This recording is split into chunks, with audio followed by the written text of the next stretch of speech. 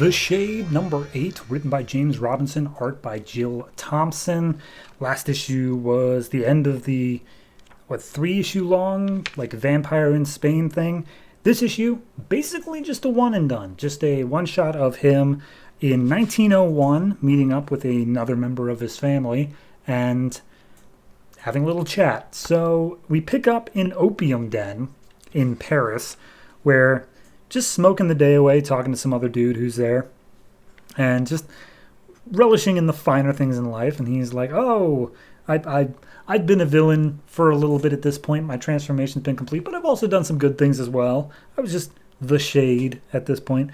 And he asks for the guy's name, and he turns out his name is Albert Caldecott, which, of course, Caldecott is his family name. And he's like, oh, weird how this happens. But we don't have a lot of time to spend on that because we cut over to 50 miles south of Paris at the exact same moment, where a guy is talking to, I believe, the mayor of a small village of Saint-Dubris.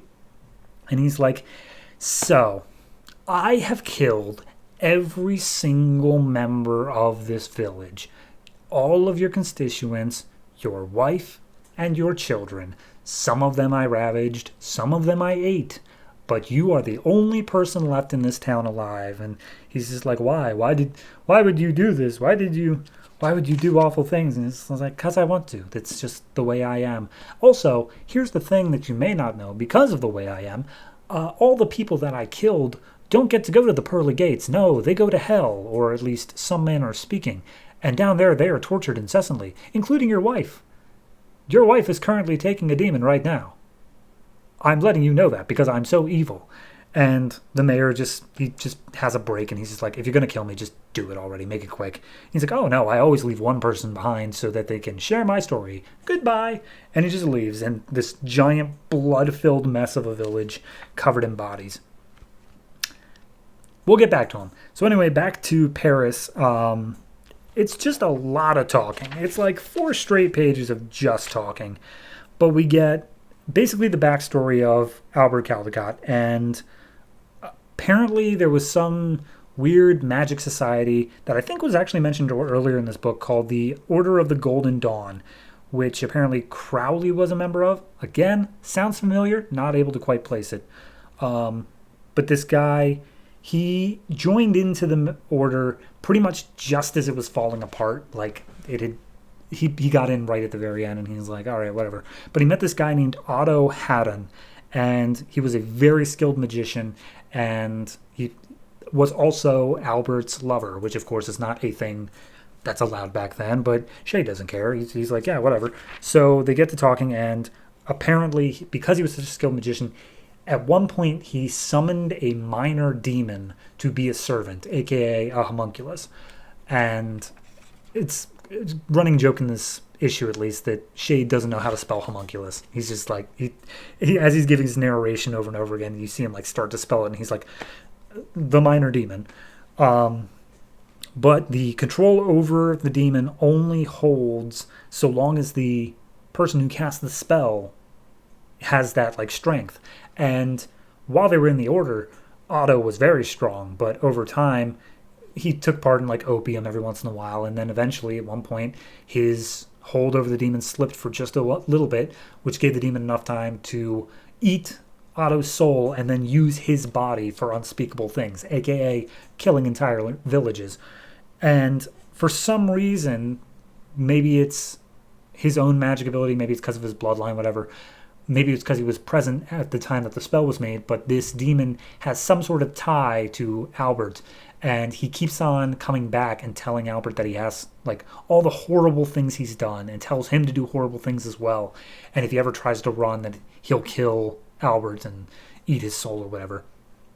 And so he's like, oh, well, that's an issue, but hey, how about you tell me about your family real quick? And basically Albert says like, oh, my grandmother, her husband left her, wink wink, and Shade lets on slightly that he knows stuff about the family, and then just like quickly brushes it away. But apparently his wife, Albert's grandmother, is still alive, and he just wants to be able to get away from this demon so they can go back and be with his family. because he had to leave once they discovered that he was into guys.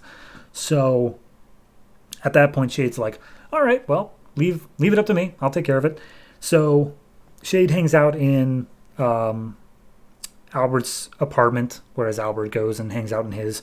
And once Otto comes back the following Thursday, Shade shows up and is just like, okay, here's the thing. I'm here to take you on because you are a itty-bitty tiny little demon, and I am not scared of you in the least. And Demon's like, itty-bitty tiny little, let me show you how itty-bitty tiny little I... And he rips off Otto's skin, pretty much, and shows the demon underneath, which then grows to just this enormous-looking height.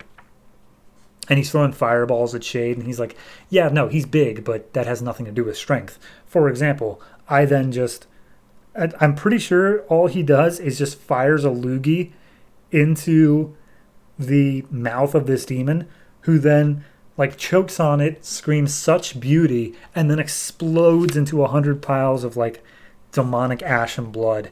And he's like, all right, to hell with you. So then we see Shade going with Albert back to his family home in Belgrave Square, London, England. And he's like, oh, what should I even say? Will they take me back? And he's like, yes, of course. But if you have to be with men in the future, maybe be a bit more discreet about it.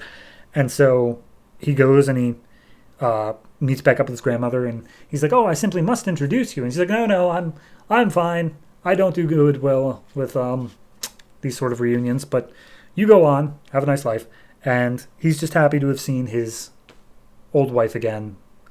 She died like maybe a year after this. And he says, I was happy to see her, and when I found out she died, I can't quite recall if I shed a tear or not. And that's the end of the issue. Pretty much just all wrapped up on its own.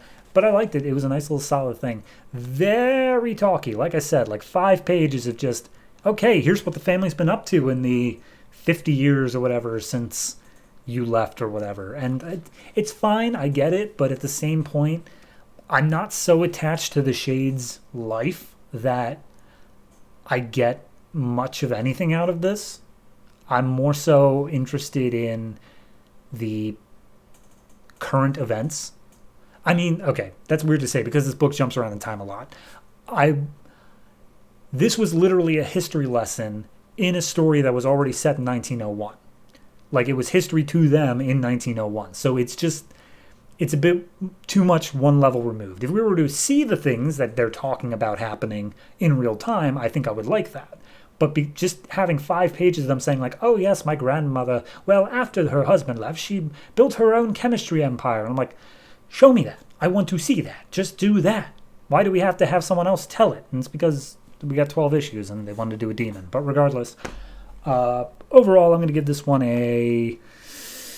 give it a 7. It's solid, but not outstanding in any particular way. It's just a nice little standalone issue that's just doing its own thing. And I don't have many major issues with that, but it's also nothing standout either. So see how, I think we're 2/3 of the way done. So yeah, only 4 more issues left of the Shade, and we'll see if that main story can wrap itself up anytime soon.